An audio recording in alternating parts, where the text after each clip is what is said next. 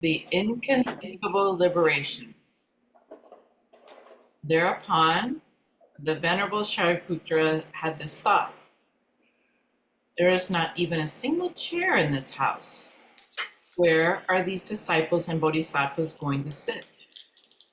The Lichavi Vimalakirti read the thought of the Venerable Sariputta and said, Reverend Sariputta, did you come here for the sake of the Dharma, or did you come here for the sake of a chair? Sariputta replied, I came for the sake of the Dharma, not for the sake of a chair.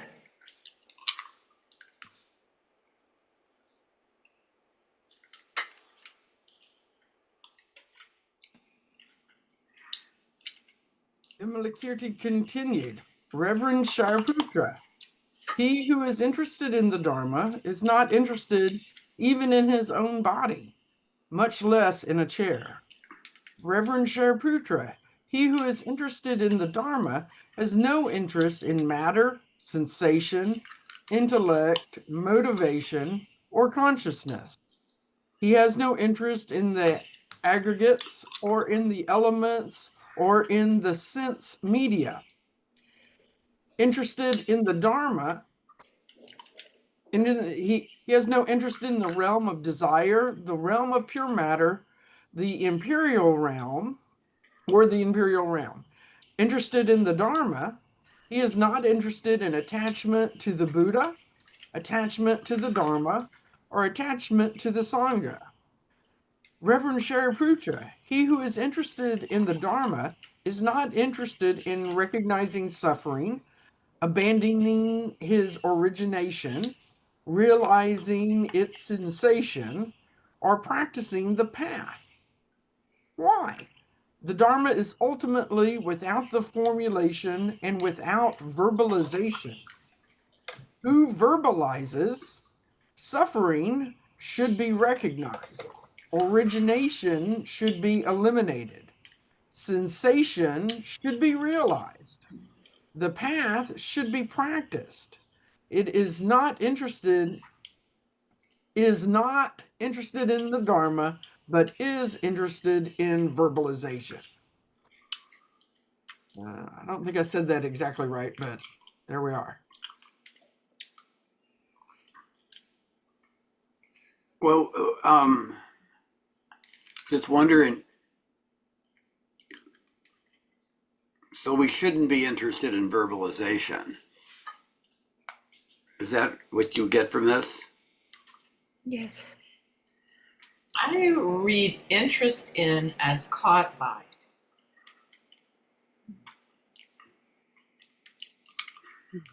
I didn't get the words, Anne. I said I read interest in as caught by.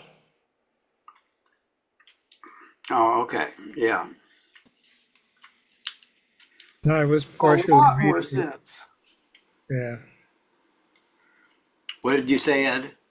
And I was also attaching the meaning to it that if you are interested in verbalization, you're not going to be able to get it anyway, because it's not something that can be verbalized adequately or completely. You miss the mark if it's verbalization. I like what Anne said about it being caught by. It's not like a simple act, but it's really overtaken by. Okay.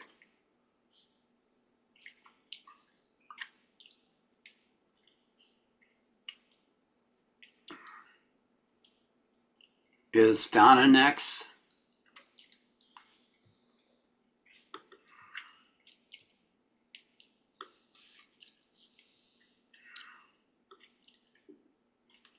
Ed, you want to go? Sure. Reverend Sariputra, the Dharma is calm and peaceful. Those who are engaged in production and destruction are not interested in the Dharma, are not interested in solitude, but are interested in production and destruction. Furthermore, Reverend Sariputra, the Dharma is without taint and free of defilement.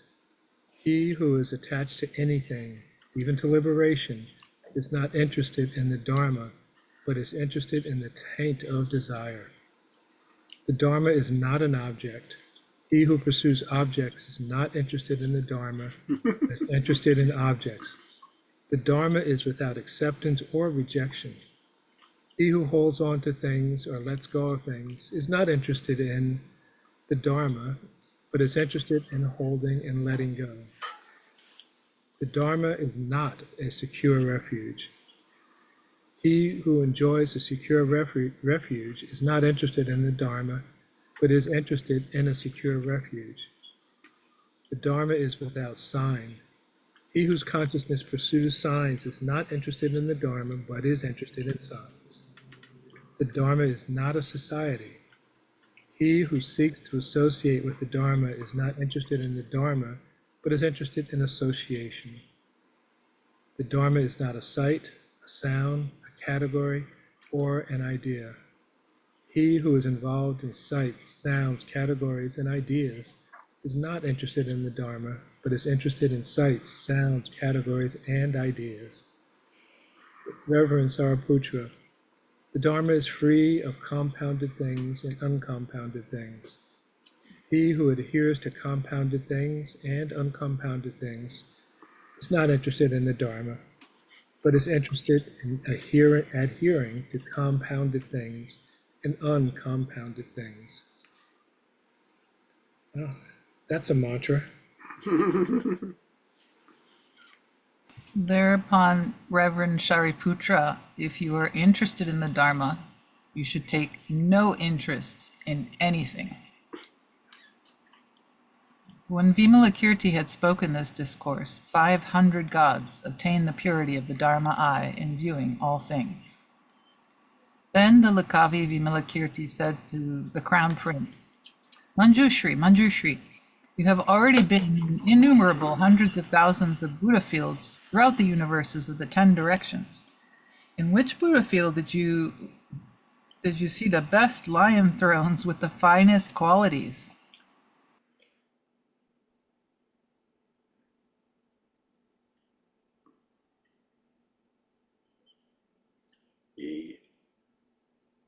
Is that me? Manjushri replied, Noble sir, if one crosses the Buddha fields to the east, which are more numerous than all the grains of sand of the 32 Ganges rivers, one will discover a universe called Merudhavaja. There dwells a Tathagata named Meru Prad Paraja. His body measures 6,400,000 leagues in height, and the height of his throne is 6,800,000 leagues. The bodhisattvas there are 4,200,000 leagues tall, and their own thrones are 3,400,000 leagues high. Noble sir, the finest and most superb thrones exist in that universe. Marud Avaja, which is the Buddha field of the Tathagata's Meru Prada Pararaja.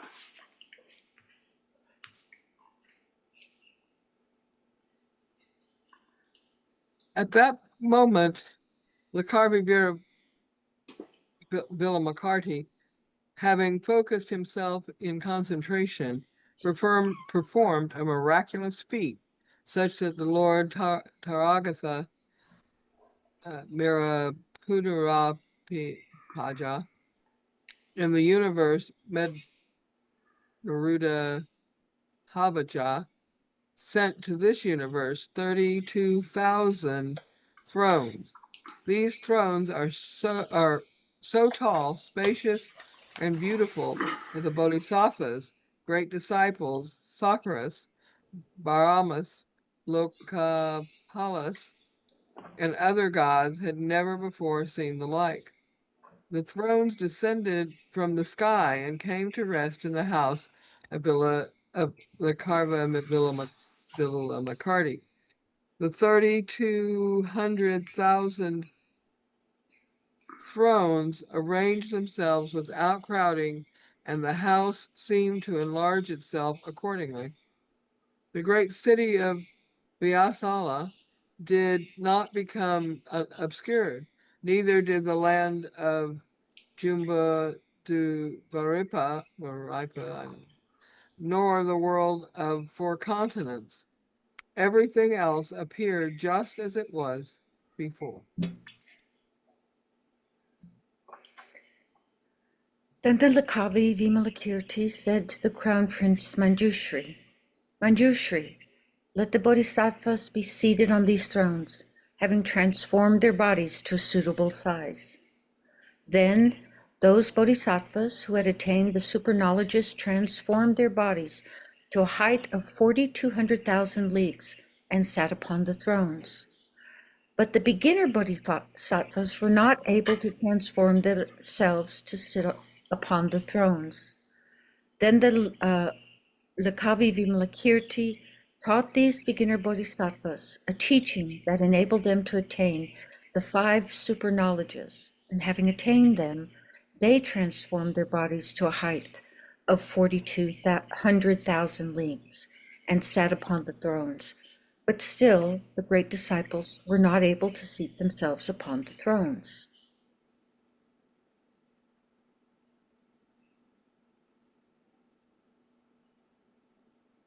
So, can I ask a question? So, do these numbers have some significance? The size, height, number of people. Are the numbers themselves significant? Because to me, it just seems like we've got random numbers, random, very, very large numbers, but not the same very, very large numbers. Is it just to, I mean, I don't know. Is it just to emphasize what happened? Or are we, or is it believed that the numbers are correct? I don't know the answer to your question, if there's a specific symbolism to these numbers.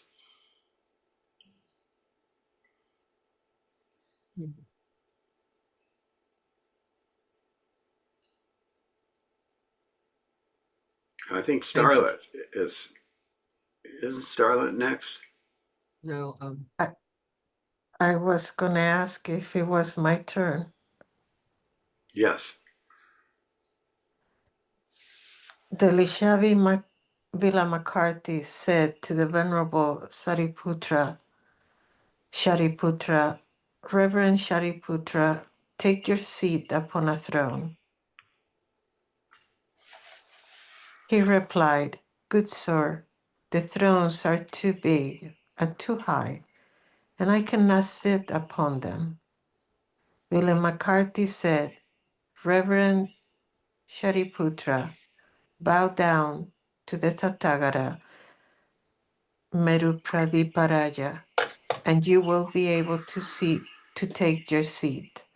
Then the great disciples bowed down to the Tathagata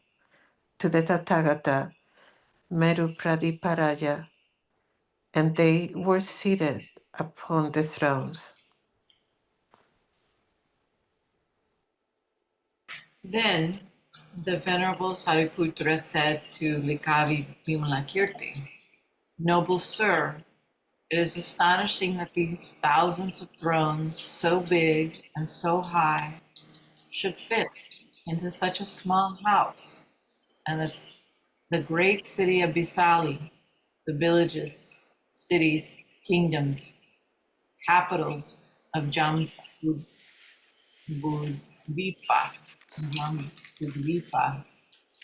the other 3 continents, the abodes of the gods, the Nagas, the Yaksas, the Gandharvas, the Asuras, the Garudas, the Kimnaras, and the Mahoragas, that all of these should appear without any obstacle, just as they were before.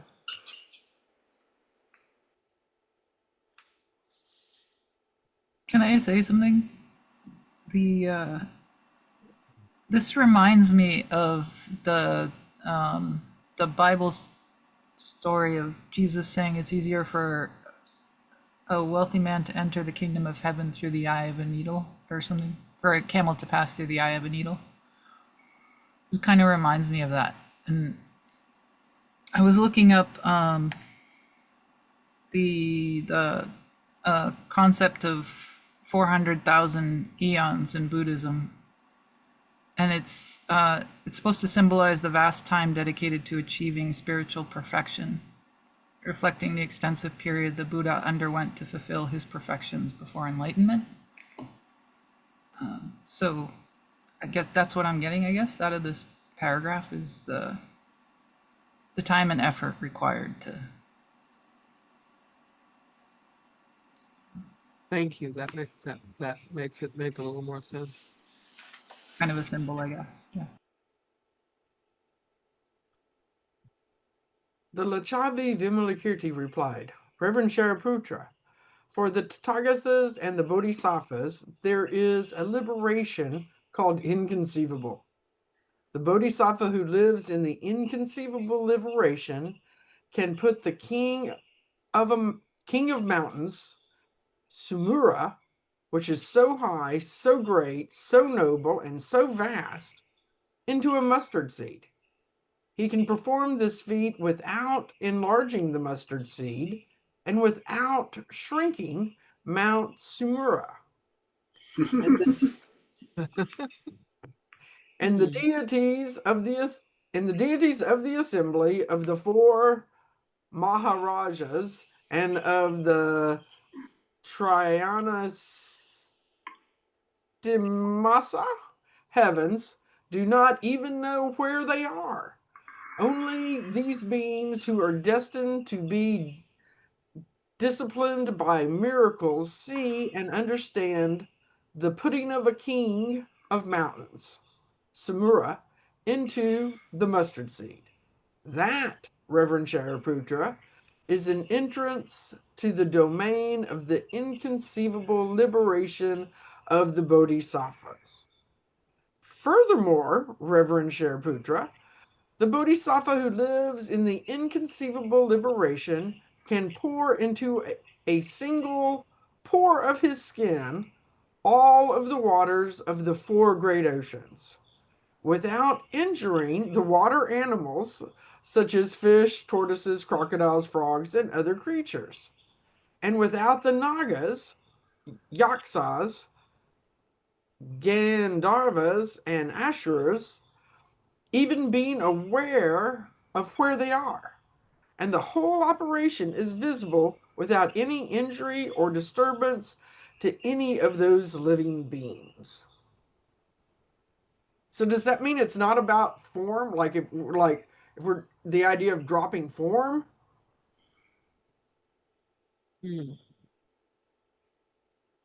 I saw it as like living in inconceivable liberation is a place where anything is possible.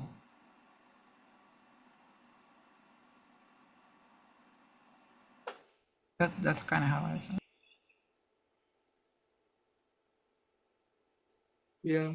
Yeah, and I would say the inconceivable part is foundational. Inconceivable. He's trying to express the inconceivable.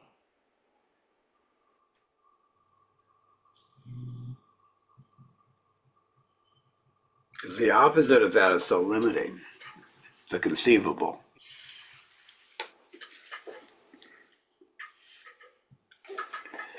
Like all of a sudden you put a frame around it, put boundaries.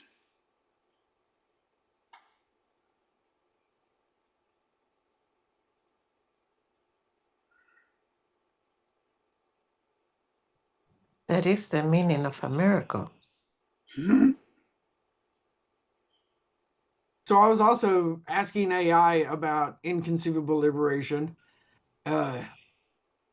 It involves a profound understanding of reality and the ability to perform seemingly impossible feats from the realization of emptiness and the boundless potential of the mind.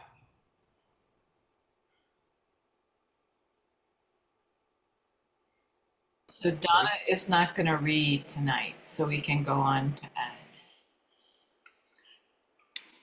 Okay. Such a bodhisattva can pick up with his right hand this billion-world galactic universe as if it were a potter's wheel, and spinning it round, throw it beyond universes as numerous as the sands of the Ganges, without the living beings therein knowing their motion or its origin. And he can catch it and put it back in its place without the living beings suspecting their coming and going. And yet the whole operation is visible. Furthermore, Reverend Sariputra, there are beings who become disciplined after an immense period of evolution, and there are also those who are disciplined after a short period of evolution. The bodhisattva who lives in the inconceivable liberation for the sake of disciplining those, discipling? For the sake of disciplining those living beings who are disciplined through immeasurable periods of evolution, can make the passing of a week seem like the passing of an eon, and he can make the passing of an eon seem like the passing of a week for those who are disciplined through a short period of evolution. The living beings who are disciplined through an immeasurable period of evolution actually perceive a week to be the passing of an eon, and those disciplined by a short period of evolution actually perceive an eon to be the passing of a week.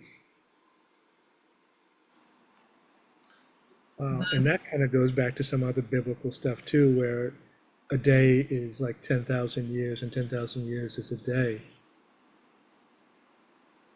Yeah, it's just like definite parallels. Well, at least we know where they got their stories from now. Who's next for reading? Me. Thus, a bodhisattva who lives in the inconceivable liberation can manifest all the splendors of the virtues of all the Buddha fields within a single Buddha field. Likewise, he can place all living beings in the palm of his right hand and can show them with the supernatural speed of thought all the Buddha fields without ever leaving his own Buddha field. He can display in a single pour all the offerings ever offered to all the Buddhas of the 10 directions, and the orbs of all the suns, moons, and stars of the 10 directions. He can inhale all the hurricane of the cosmic wind atmospheres of the 10 directions into his mouth without harming his own body, and without letting the forests and the grasses of the Buddha fields be flattened. He can take all the masses of fire of all the supernovas that ultimately consume all the universes of all the Buddha fields into his stomach without interfering with their functions. Having crossed Buddha fields as numerous as the sands of the Ganges downward, and having taken up a Buddha field, he can rise up through Buddha fields as numerous as the sands of the Ganges, and place it on high, just as a strong man may pick up a jujube leaf on the point of a needle. I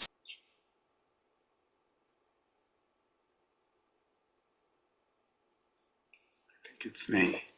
Thus, a bodhisattva who lives in the inconceivable liberation can magically transform any kind of living being into a universal monarch, a Lokapala, a Sakra, a Brahma, a disciple, a solitary sage, a bodhisattva, and even into a Buddha.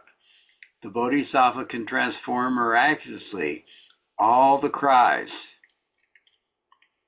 and noises, superior, mediocre, and inferior, of all living beings of the 10 directions into the voice of the Buddha, with the words of the Buddha, the Dharma, and the Sangha, having them proclaim impermanent, miserable, empty, selfless, and he can cause them to recite the words and sounds of all the teachings taught by all the Buddhas of the 10 directions.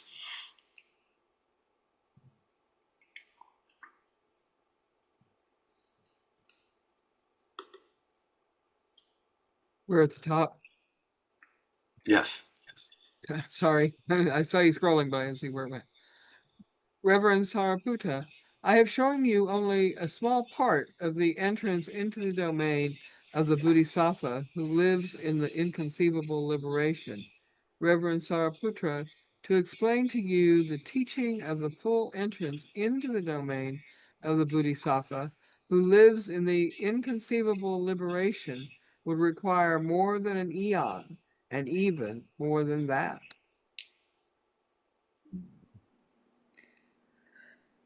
Then the patriarch Mahakasyapa, having heard this teaching of the inconceivable liberation of the bodhisattvas, was amazed.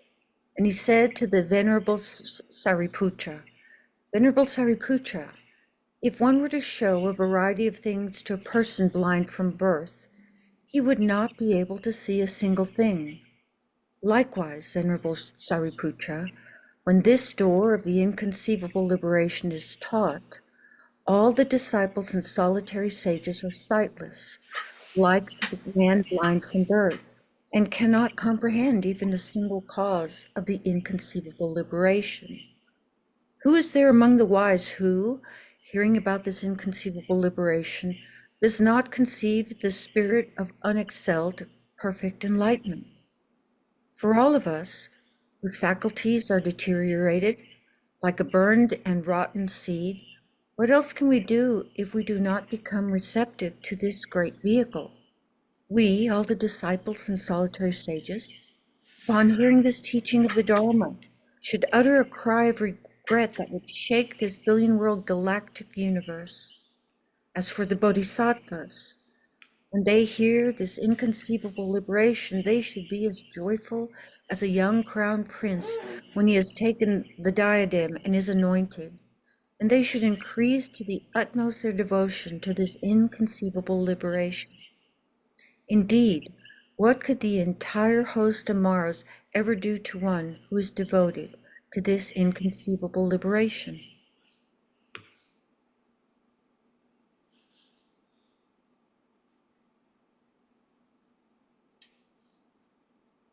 When the patriarch Mahakasyapa had uttered this discourse, 32,000 gods conceived the spirit of unexcelled, perfect enlightenment. Then the Lashavi Vimalakirti said to the patriarch Mahakasyapa, Reverend Mahakasyapa, the Maras who played the devil in the innumerable universes of the 10 directions are all bodhisattvas dwelling in the inconceivable liberation, who are playing the devil in order to develop living beings through their skill in liberative art. Reverend Mahakasyapa,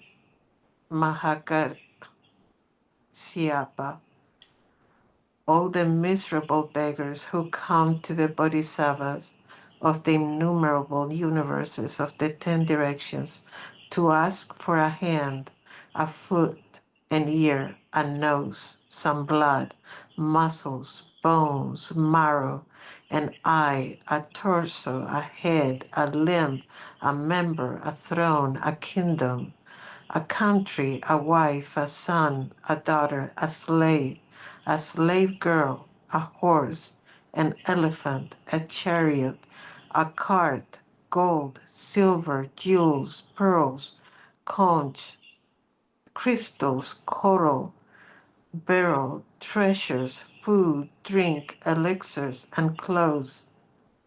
These demanding beggars are usually bodhisattvas, living in the inconceivable liberation who, through their skill in liberative art, wish to test and thus demonstrate the firmness of the high resolve of the bodhisattvas. Why? Reverend Mahakasyapa, the bodhisattvas demonstrate that firmness by means of terrible austerities. Ordinary persons have no power to be thus, demanding of bodhisattvas unless they are granted the opportunity. They are not capable of killing and depriving in that manner without being freely given the chance. I'm sorry, but what does that mean? They are not capable of killing and depriving in that manner without being freely given the chance.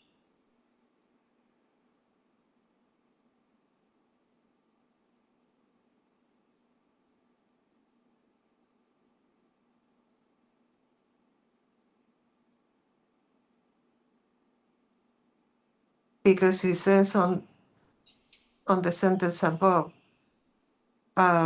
ordinary persons have no power to be thus demanding of bodhisattvas unless they are granted the opportunity.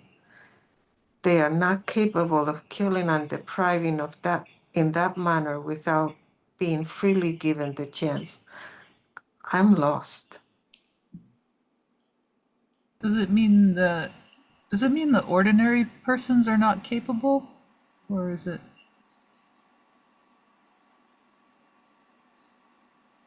I think it means that the ordinary, they, referring back to ordinary persons. I'm going to throw something out from a faulty spot in my memory. But in the Bhagavad Gita, there was a section where I think it was Ananda was going to have to go to battle. And it was battle with family members and cousins and all that kind of stuff. And he said he couldn't kill them because they were family and people that he knew. And he was counseled to say, who are you to say, because you don't have the power of creating, making, if you do this action, you also don't have the power of truly killing. What's happening there is that there becomes a place or a spot in terms of relationship of what is and what isn't. And you can operate from that standpoint without thinking that you have the capability of utterly destroying something. You're being engaged in something being changed. And that was it. So go do what you need to do because it's required. And I won't say anything else this evening after that. Well, that was So, very profound.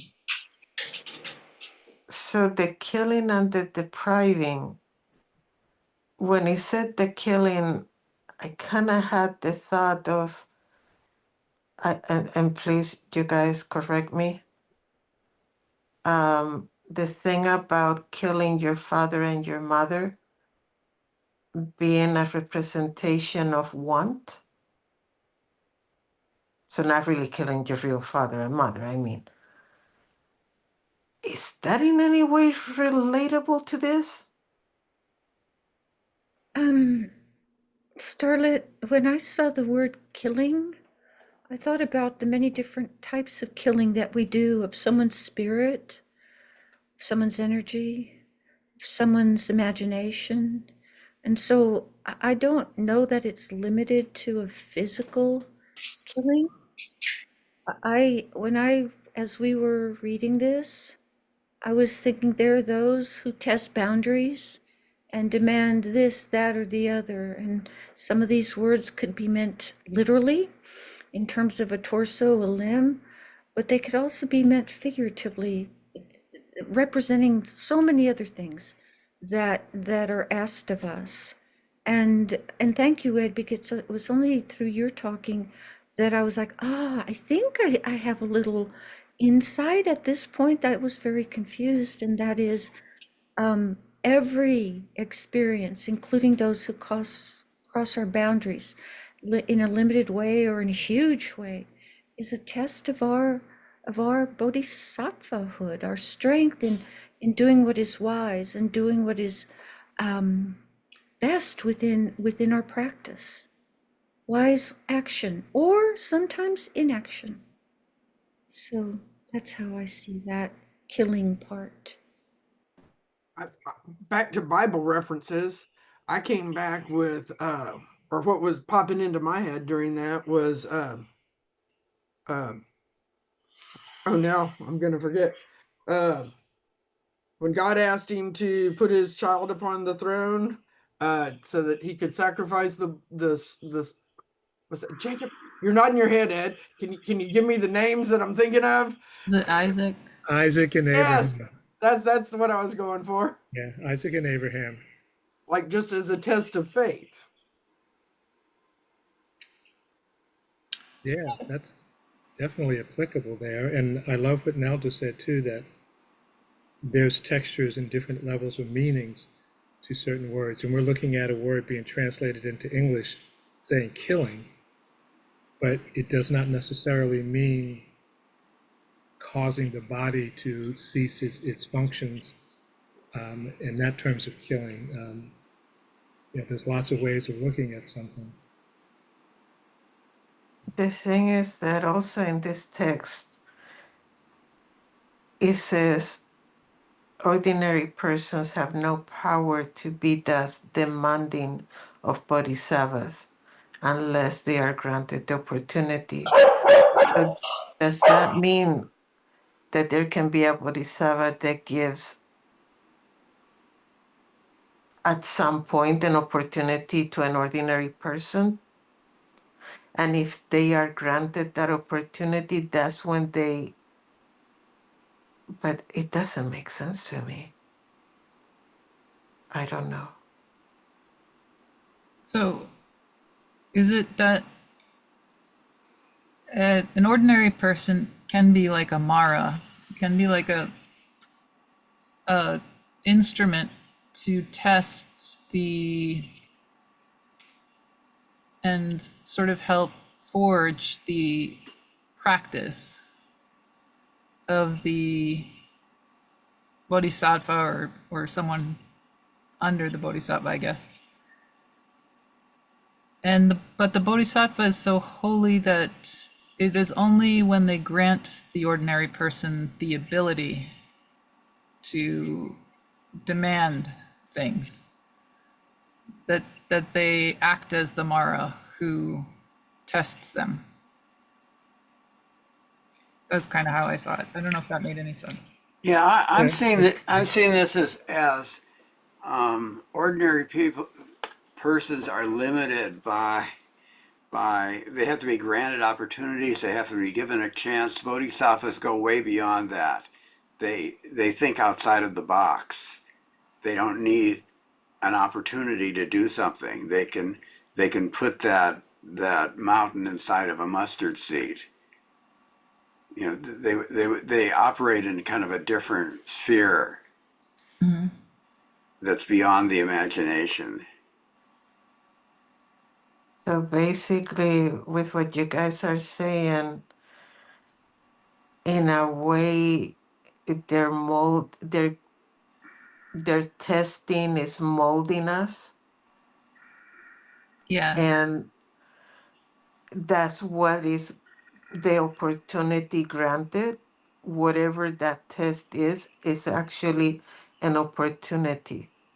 yeah, I think so. That's how I took it. Okay, and then so when that opportunity is given, um, then that's when they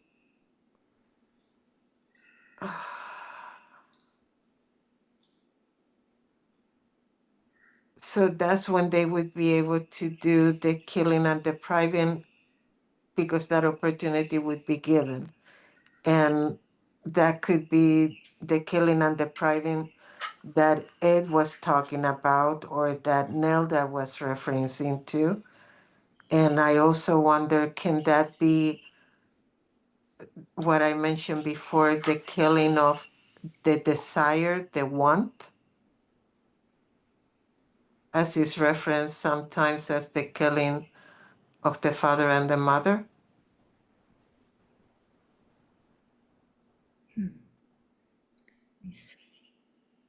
Maybe.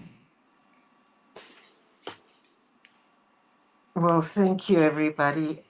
That was a hard one for me. It still is. I really appreciate you guys' help. Maybe when we read the other book, there will be some kind of revelation. I look forward to it. Reverend Mahakasyapa, just as a glowworm cannot eclipse the light of the sun, so, Reverend Mahakasyapa, it is not possible without special allowance that an ordinary person can thus attack and deprive a bodhisattva. Reverend Mahakasyapa, just as a donkey could not muster an attack on a wild elephant, even so, Reverend Mahakasyapa, one who is not himself a bodhisattva cannot harass a bodhisattva. Only one who is himself a bodhisattva can harass another bodhisattva, and only a bodhisattva can tolerate the harassment of another bodhisattva. Reverend Mahakasyapa, such is the introduction to the power of the knowledge of liberative art of bodhisattvas who live in the inconceivable liberation. So I have a naive question here. Why on heaven or earth would a bodhisattva want to harass another bodhisattva? It just is inconceivable to me that a bodhisattva would do that to Well, another. isn't Vimalakirti kind of doing that? That's what I was gonna say. Oh, well, thank you. Duh. You're right. And but only to teach them something. Right. Only to teach them something. Right. Thank you, Yeah. Kenny.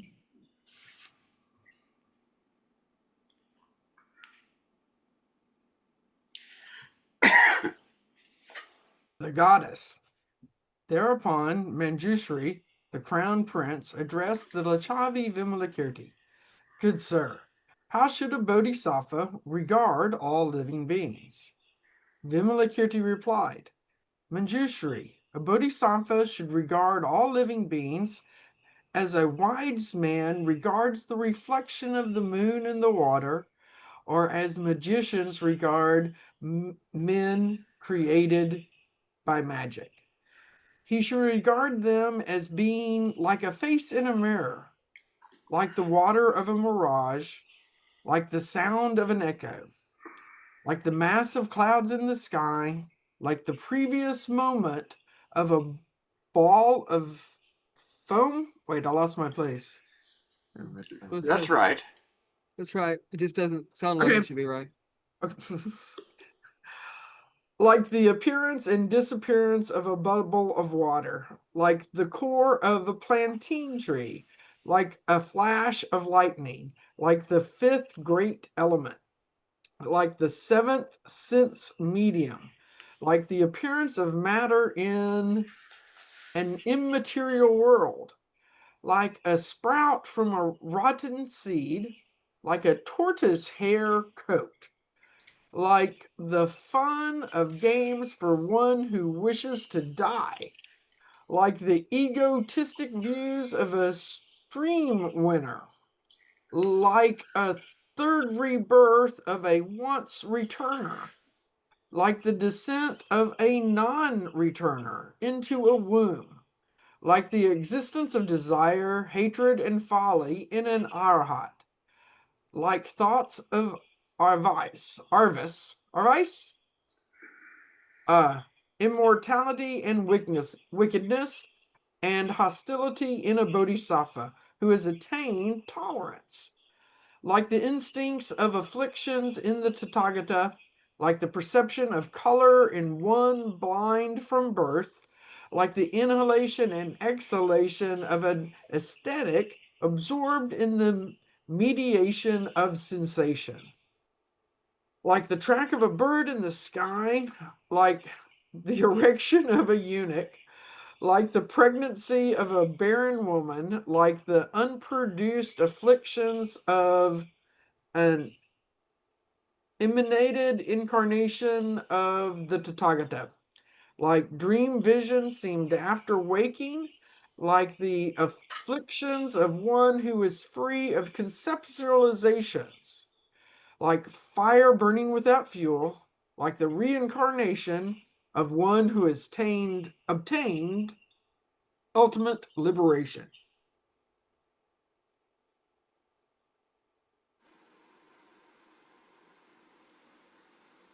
I just want to point out I am so happy we're not having a test afterwards. I'll second that. Okay. Precisely thus, Manjushri, does a bodhisattva who realizes ultimate selflessness consider all beings? Manjushri then asked further, Noble sir, if a bodhisattva considers all living beings in such a way, how does he generate the great love toward them? Vimalakirti replied, Manjushri, when a bodhisattva considers all living beings in this way, he thinks, just as I have realized the Dharma, so should I teach it to living beings.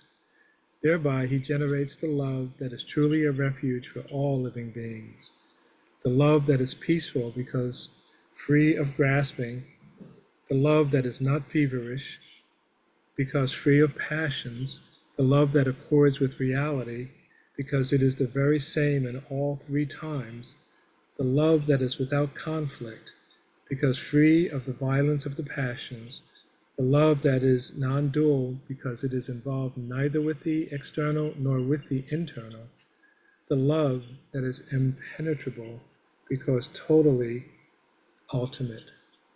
That's imperturbable. I'm going to say, yeah, it's imperturbable. What did I say? Impenetrable, or that's what I heard. Okay, now, hey, my brain is a thesaurus sometimes. I was picking another word, but big difference. Thereby, he generates the love that is firm, it's high resolve, unbreakable, like a diamond, the love that is pure, purified in its intrinsic nature, the love that is even, its aspirations being equal. The Arhat's love that has eliminated its enemy. The Bodhisattva's love that continuously develops living beings. The Tathagata's love that understands reality. The Buddha's love that causes living beings to awaken from their sleep. The love that is spontaneous because it is fully enlightened spontaneously. The love that is enlightenment because it is unity of experience. The love that has no presumption because it has eliminated attachment and aversion. The love that is great compassion because it infuses the Mahayana with radiance. The love that is never exhausted because it acknowledges voidness and selflessness. The love that is giving because it bestows the gift of Dharma free of the tight fist of a bad teacher. The love that is morality because it improves immoral living beings. The love that is tolerance because it protects both self and others. The love that is effort because it takes responsibility for all living beings. The love that is contemplation because it refrains from indulgence and tastes. The love that is wisdom because it causes attainment at the proper time. The love that is liberative art because it shows the way everywhere. The love that is without formality because it is pure in motivation. The love that is without deviation because it acts from decisive motivation. The love that is high resolve because it is without passions. The love that is without deceit because it is not artificial. The love that is happiness because it introduces living beings to the happiness of the Buddha. Such, Manjushri, is the great love of a bodhisattva. I just want to see how much more quite a bit. That's a whole lot. Should we stop here and do our whatever we do? Mm-hmm. Sure. I'm not Because sure now we're going into compassion. Go on, well, I was Kathy. just going to say, I'm not sure what I'm going to write because I understood so little today. Well, you could write about love. You know, I was Not thinking, understanding. I was thinking that process that I know you and Ed especially work with when you make a great photo. It goes so far beyond anything in the rational mind, doesn't it? And I think that's kind of what they're talking about. But this love thing is beautiful too. Really beautiful. My favorite line of the whole night is the because it bestows the gift of the Dharma free of a tight fist of a bad teacher. Like, whoo! And I've been where did I show you guys the maybe I can't find it here. Where am I blurred? Just a second. Well, it's also still on screen share. Yeah. Yeah, we're on 151. I have to write that down.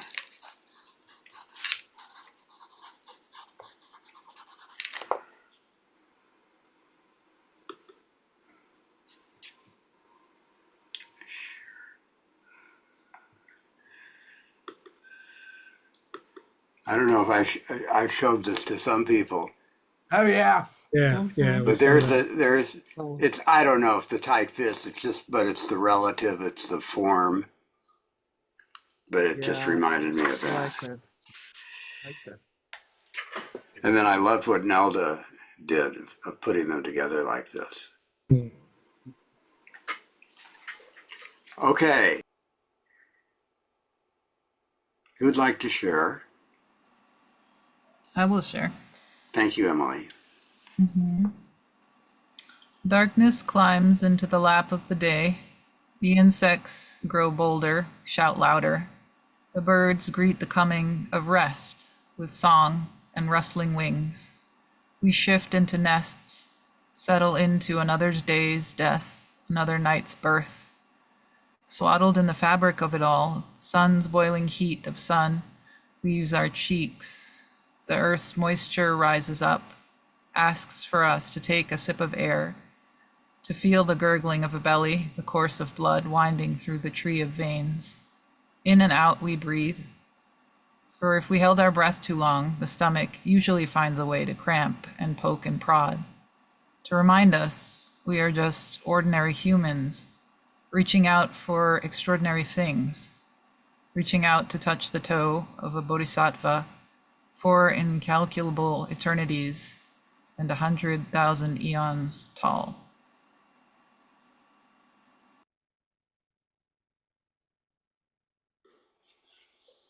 Thank you. Next.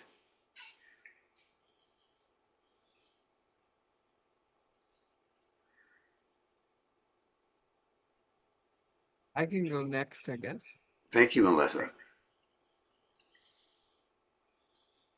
I found it interesting that it was when we got to love, which is usually a wide and confusing topic. It felt so much easier to understand than all the things that came before it. I also found it interesting that it did not by itself, or with many things before it, enable enlightenment. I think it may be because we know love in its many forms, and we know that the tighter one holds on to the idea, person, thing that one loves, the more the love becomes something else: desire, control, hardness. We have experienced the need to let what or who we love be who they truly are if we want them to return the love. We know that we can love something and never possess it or have that love return. Does that make love any less important or powerful or necessary? The more we love openly, the more we love and openly express the love to others by actions and deeds, the more it flows out into the universe to change things or bring understanding or just peace. What would be in a love bodhisattva field? Would it just be space? Space enough for everything? For joy? A place of just being? No thrones needed? Would it be like Vimalakirti's home? Nothing there but filled with everything one needs, expanding from within, but not causing the space to lessen? Could there be things to be touched? Rainbows, flowers, trees? Are there things that are universally loved that would appear in the field? Could enlightenment be obtained just by being there and opening oneself to love? I wonder. Vimalakirti, are you here? Are you there?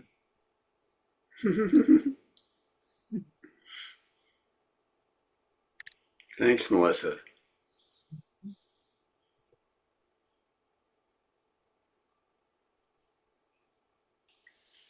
Yeah.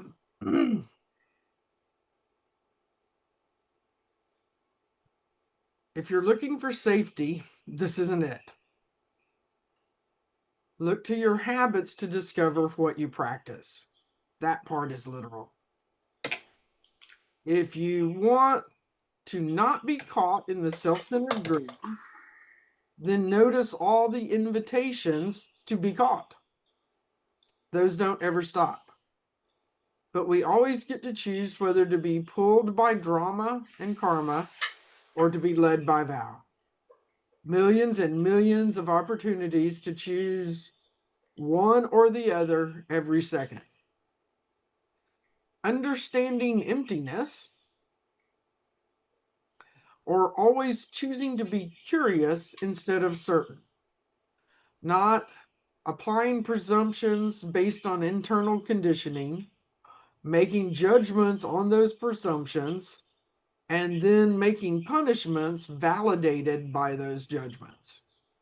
That is the definition of inconceivable liberation. To develop love not based in an agenda.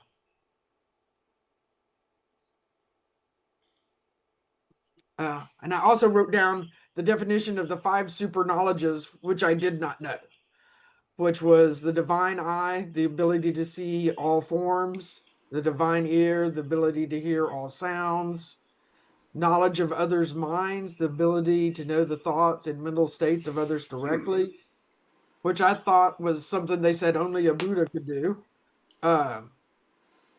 Recollection of previous lives, and the magical power to manifest superpowers like walking on water and flying and the like. Thank you.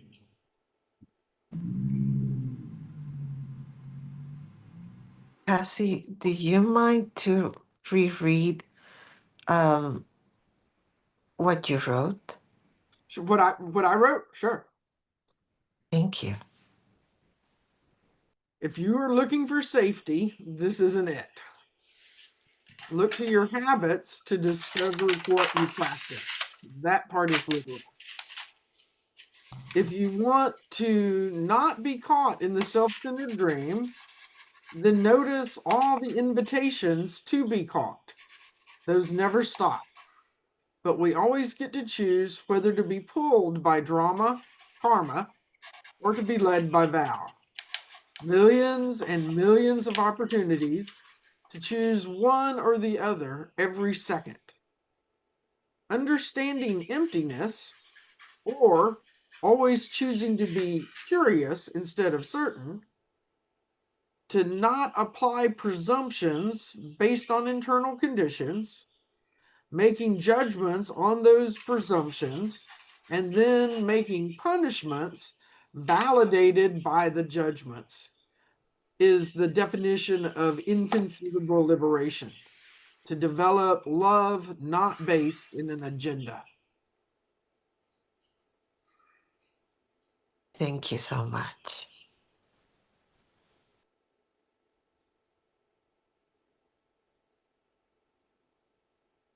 I will read now. like the reflection of the face of the moon in water. Photons playing to be the moon with water molecules. My body is limiting. You see my body, not me. I see your body, not you.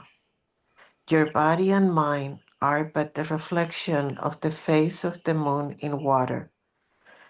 We are so much more, inconceivably limitless.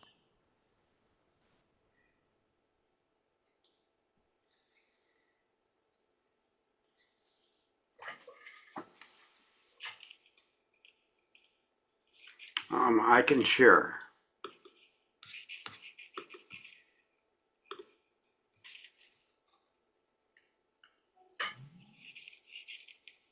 Mortals yearn for boundaries.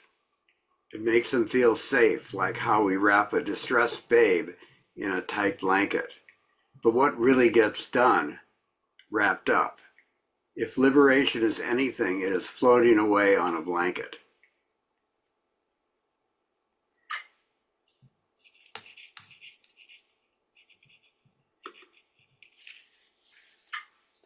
Lovely, Kim. It, that the imagery, both in the words and in the picture, is Yeah. wonderful. You made me smile, Kim. Thank you. That's all we can hope for.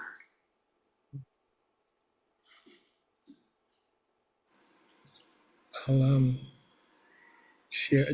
These were just notes that I made.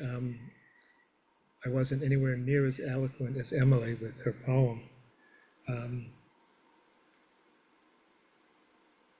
But I wrote down 3 words at first, or 3 lines. First one was liberation. The second one was unconceivable. And the third line was vows needed. And then things that kept popping up for me, like fire burning without fuel, like the perception of color from one blind from birth, like the track of a bird in the sky, the erection of a eunuch, pregnancy of a barren woman. If a bodhisattva considers all living beings in such a way, how does he generate the great love towards them?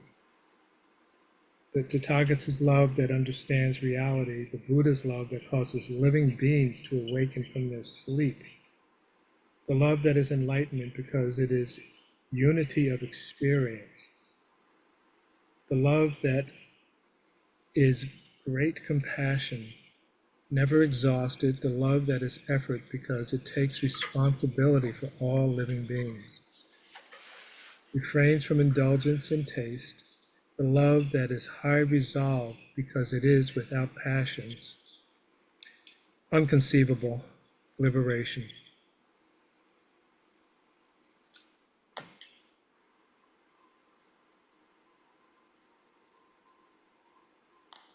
Well, I'll share. Mine is really short. I wrote higher, deeper, wider, larger, smaller, impossible, inconceivable. Just stop there at that word. No figuring out, no understanding, no wrapping my mind around it or seeing clearly. To conceive, concipere, to take in and hold, to form and develop in the mind. Just stop the endless, relentless flow of ideas.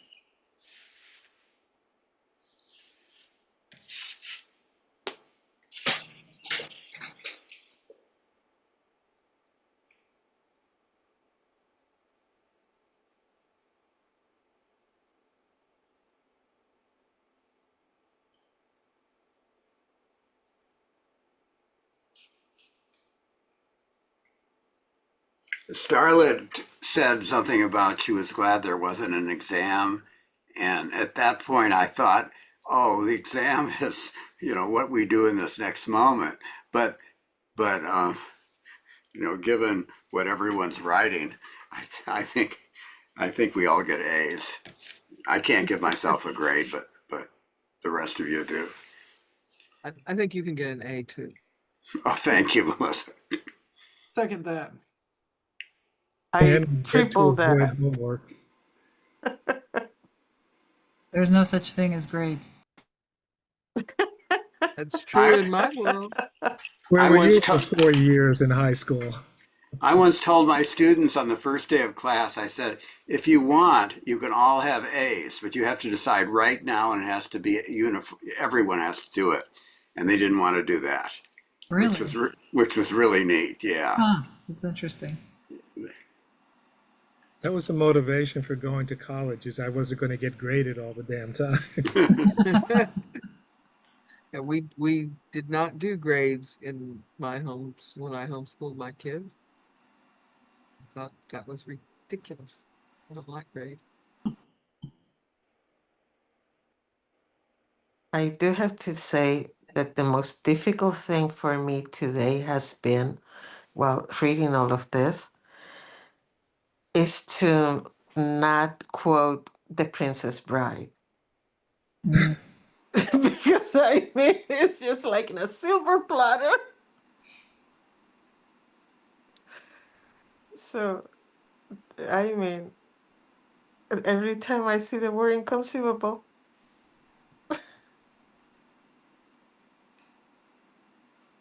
Yeah, I struggle when I get to where I don't understand things. Then I start wanting to make fun of it, and then I keep looking for the little things that I can. Like, yeah, there's that rebel. I know that rebel.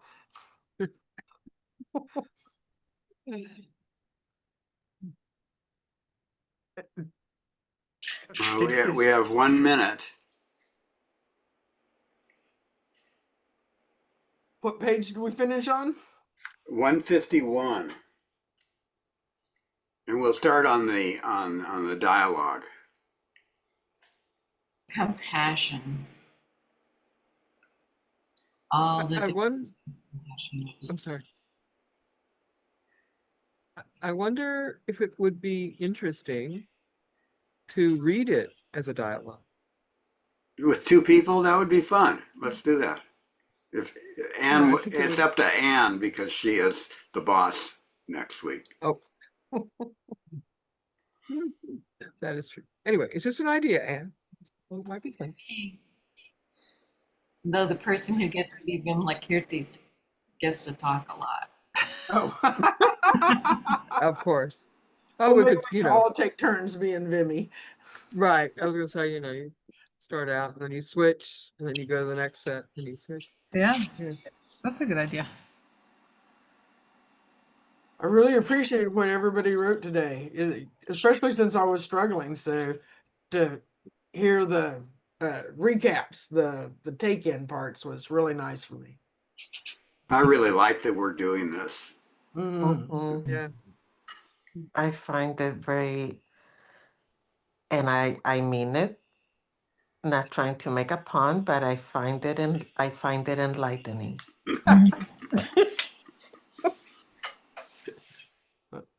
Well, Kim is using Photoshop.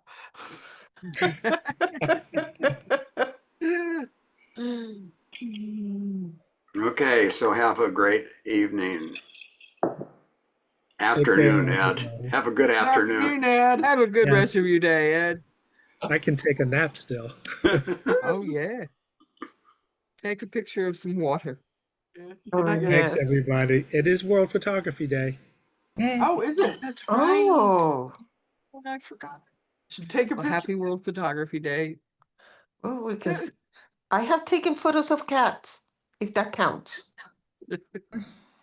Cats are Zen masters. They don't count. Take care, everybody. All right. Good night. Bye. Have a great week. You too.